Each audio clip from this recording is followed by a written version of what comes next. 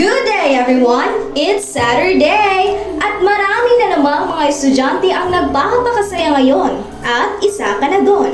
Pero syempre, hindi pa rin mawawala ang mga estudyanteng bored ngayon dahil walang ginagawa. At isa ka rin doon, hindi ba? Halina't samahan akong pakinggan ang kwento ng isang estudyanteng nagngangalang Flor de Liza. Makirelate sa kanyang karanasan sa high school. Ako, si DJ Gracie, at ito ang Radyo Serye.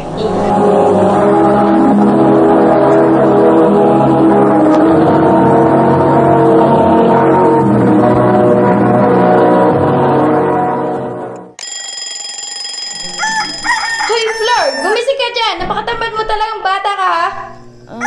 Ayoko pa. 5 minutes pa, ma. Pasaway ka talagang bata ka! Wala kang marating ang katamaran mo! Wala kang silbi! Umaga na naman. Teka, mahuli na ako sa klase ko. Mauna na po ako, tay. Nay. O sige nak, mag-aral ka na mabuti. Mag-ingat ka ha. Mukhang hindi maayos ang umaga ng nanay mo. Sige po.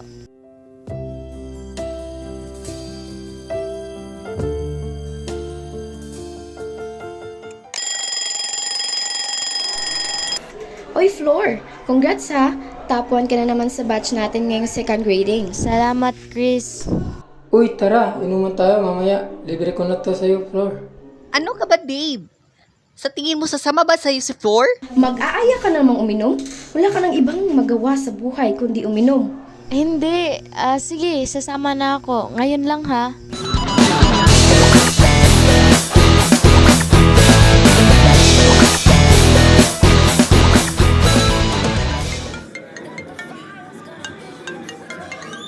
Flor! May tumatawag sa cellphone mo! Ano ba to? Nakakatulog na ata ito sa sobrang kalasingan. Ako na nga sasagot. Hello? Sino ba to? Storbo naman umiinom kami. Hello? Hello? Ano ba naman ito? Ang sakit ng ulo ko. Teka, kailangan ko na magmadali. Malalate na ako. Saan ka nanggaling kagabi? Po, kumain lang po kami sa labas ng mga kaibigan ko, ma. Sigurado ka? Oo naman po. Sige na, ma. Alis na po ako. Hala, late na naman ako. Ang layo ng room ko. Pagod na ako. Char, hugot lang yon. Tatakbo na nga ako. Ma'am, good morning po. Sorry, I'm late. It's okay, Miss Flor. Take your seat. Thank you po, ma'am. Uy, balita ko si Dave daw nagatid sa'yo kagabi, ha? Kayo pa ba? Ikaw, ha?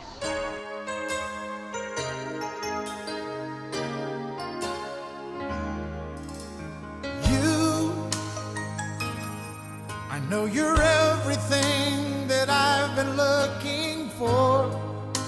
Nako, talaga ba? Magkakatuluyan din kayo niyan.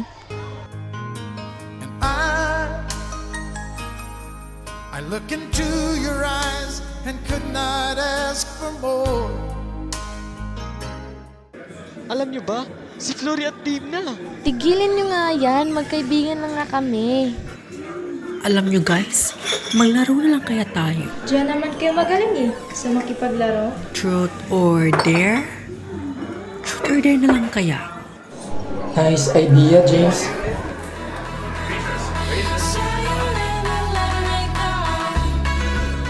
Ano? Truth or dare? Truth. Ako matatanong. May pag-asa ba ako sa'yo, Flor? Pasensya ka na, Dave, ha? Focus lang kasi muna ako sa studies ko ngayon, eh. Pri, ang sakit naman.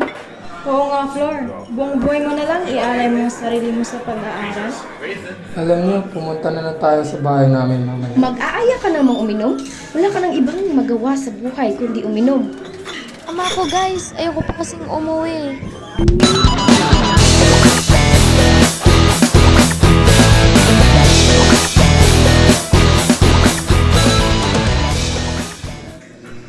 uwi na ako. Bukas na lang ulit. Floor, sabay na tayo. Okay, sige. Napapadalas na yata ang pag-inom mo ah.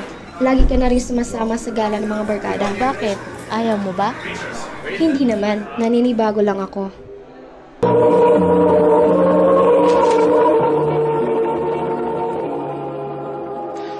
Iirita na ako kay Flora.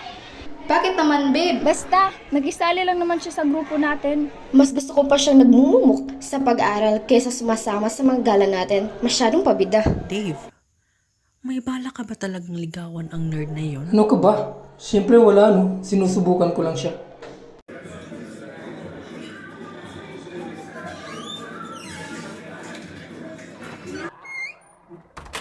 Nay, Tay, nandito na po ako.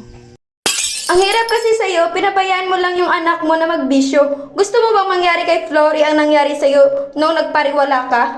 Palibhasa, parehas kayong mabisyo. Hindi ko pinapabayaan ang anak natin. Pinaparanas ko lang sa kanya ang pagiging malaya bilang isang Nay, bata. Tay, nandito Ay. na po ako. Nak, wala. Wala lang ito. Okay lang po, Tay. Pasok na po ako sa Saan ka na kwarto. naman nanggaling bata ka? Bakit ngayon ka lang umuwi? Ano ba, Sheena? Tama na. Tama kayo mag-ama.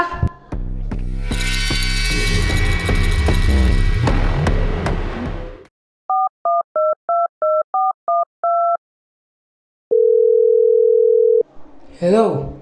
Nasaan ka ngayon? I'm sorry. Maingay kasi dito. Talk to you later. Bye.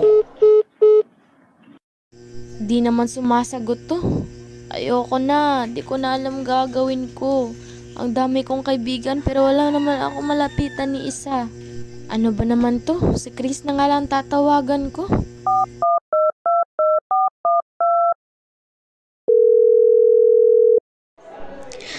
Hoy, Floor! Balita ko na wala ka daw sa owner. Anyari? Oo nga eh. Malalagot ako nito.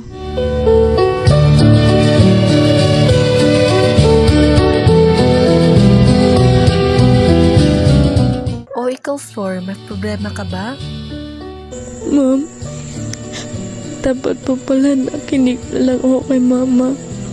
Sana di na ako nagbarkada at nagbisyo. Wala rin naman akong napala sa mama ko kila Chris. Nawala pa ako sa honors.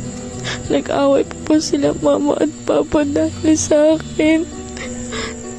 Akala ko may mga kaibigan ako masasandalan. Pero sa huli, sarili ko lang din pala yung kasama ko. Sana nakinig na ako sa sermon ni mama na hindi nangyari sa akin to. Flor, nandito lang ako, nakikinig sa'yo. Flor, minsan kasi, hindi masama makinig sa sinasabi ng mga magulang. Dahil para rin naman yun sa ikabubuti mo. Hindi rin naman masamang mabuhay ng malaya bilang isang teenager. Pero dapat, alam mo ang limitasyon mo. Alam mo dapat kung ano ang tama at kung ano ang mali. Opo, ma'am. Salamat po sa payo.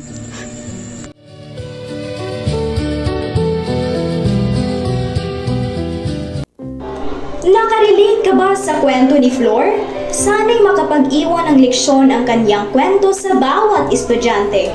Tandaan, hindi masama ang magpakasaya bilang isang bata o teenager, pero dapat mong alamin ang iyong limitasyon. Muli, ako si DJ Gracie at ito ang Radyo Serye. Have a good day, everyone!